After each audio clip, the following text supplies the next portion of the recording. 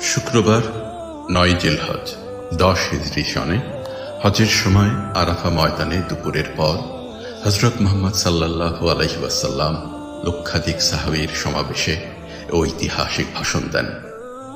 হামদ ও সানার পর তিনি বলেন, হে মানুষ, তোমরা আমার কথা শোনো। এরপর এই স্থানে তোমাদের সাথে আর একত্রিত হতে পারবো কিনা জানি না। হে মানুষ, আল্লাহ বলেন, হে মানব জাতি, তোমাদেরকে আমি এক পুরুষ ও এক নারী থেকে সৃষ্টি করেছি এবং তোমাদেরকে সমাজ ও গোত্রে ভাগ করে দিয়েছি যেন তোমরা পরস্পরের পরিচয় জানতে পারো। অতএব শুনে রাখো, মানুষে মানুষে কোনো ভেদাভেদ নেই। আরবের উপর কোনো অনারবের অথবা অনারবের উপর কোনো আরবের শ্রেষ্ঠত্ব নেই, তেমনি সাদার উপর কালোর বা কালোর উপর সাদার কোনো শ্রেষ্ঠত্ব নেই। তোমাদের মধ্যে সেই ব্যক্তি আল্লাহর কাছে সবচেয়ে বেশি সম্মান ও মর্যাদার অধিকারী যে আল্লাহকে ভালোবাসে। হে মানুষ, শুনে রাখো, অন্ধকার যুগের সকল বিষয় ও প্রথা আজ থেকে বিলুপ্ত হল। জাহিলি যুগের রক্তের দাবিও রহিত করা হল। হে মানুষ, শুনে রাখো, অপরাধীর দায়িত্ব কেবল অপরাধীর উপরই বর্তায়। পিতা তার পুত্রের জন্যে আর পুত্র তার পিতার অপরাধের জন্য দায়ী নয়। হে মানুষ, তোমাদের রক্ত, তোমাদের সম্মান, তোমাদের সম্পদ পরস্পরের জন্য চিরস্থায়ীভাবে হারাম অর্থাৎ পবিত্র ও নিরাপদ করা হলো। যেমন আজকের এই মাস, এই শহর সকলের জন্য পবিত্র ও নিরাপদ। হে মানুষ, তোমরা ঈর্ষা ও হিংসা বিদ্বেষ থেকে দূরে থাকবে। ঈর্ষা ও হিংসা মানুষের সকল সদ্গুণকে ধ্বংস করে। হে মানুষ, নারীদের সম্পর্কে আমি তোমাদের সতর্ক করে দিচ্ছি, তাদের সাথে নিষ্ঠুর আচরণ করো না। তাদের উপর যেমন তোমাদের অধিকার রয়েছে, তেমনি তোমাদের উপর তাদেরও অধিকার রয়েছে। সুতরাং তাদের কল্যাণের দিকে সব সময় খেয়াল রেখো।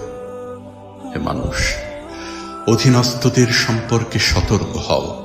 তোমরা নিজেরা যা খাবে তাদেরও তা খাওয়াবে, নিজেরা যা পরবে তাদেরও তা পরাবে। শ্রমিকের শরীরের ঘাম শুকানোর আগেই তার মজুরি পরিশোধ করবে। হে মানুষ, বিশ্বাসী সেই ব্যক্তি যার হাত ও মুখ থেকে অন্যের সম্মান, ধন ও প্রাণ নিরাপদ। সে নিজের জন্য যা পছন্দ করে অন্যের জন্য তাই পছন্দ করে। হে মানুষ, বিশ্বাসীরা পরস্পরের ভাই। সাবধান, তোমরা একজন আরেকজনকে হত্যা করার মতো কুফরি কাজে লিপ্ত হয়েও না। হে মানুষ, শুনে রাখো, আজ হতে বংশগত শ্রেষ্ঠত্ব বা কৌলীন প্রথা বিলুপ্ত করা হলো। কুলীন বা শ্রেষ্ঠ সেই যে বিশ্বাসী ও মানুষের উপকার করে। হে মানুষ, ঋণ অবশ্যই ফেরত দিতে হবে। বিশ্বস্ততার সাথে প্রত্যেকের আমানত রক্ষা করতে হবে। কারো সম্পত্তি সে যদি স্বেচ্ছায় না দেয় তবে তা অপর কারো জন্য হালাল নয়। তোমরা কেউ দুর্বলের উপর অবিচার করো না। হে মানুষ, জ্ঞানীর কলমের কালি শহীদের রক্তের চেয়েও মূল্যবান। জ্ঞান অর্জন প্রত্যেক নরনারীর জন্য ফরজ, কারণ জ্ঞান মানুষকে সঠিক পথ দেখায়। জ্ঞান অর্জনের জন্য প্রয়োজনে তোমরা চিনে যাও। হে মানুষ, তোমরা তোমাদের প্রভুর ইবাদত করবে, নামাজ কায়েম করবে, যাকাত আদায় করবে, রোজা রাখবে, হজ করবে আর সঙ্গবদ্ধভাবে নেতাকে অনুসরণ করবে। তাহলে তোমরা জান্নাতে দাখিল হতে পারবে। হে মানুষ, শুনে রাখো, একজন কুষ্ঠিকতাকার ব্যক্তিও যদি তোমাদের নেতা মনোনীত হয়, যতদিন পর্যন্ত সে আল্লাহর কিতাব অনুসারে তোমাদের পরিচালিত করবে, ততদিন পর্যন্ত তার আনুগত্য করা তোমাদের অবশ্য কর্তব্য। হে মানুষ, শুনে রাখো, আমার পর আর কোনো নবী নেই। হে মানুষ, আমি তোমাদের কাছে দুটি আলোকবর্তিকা রেখে যাচ্ছি।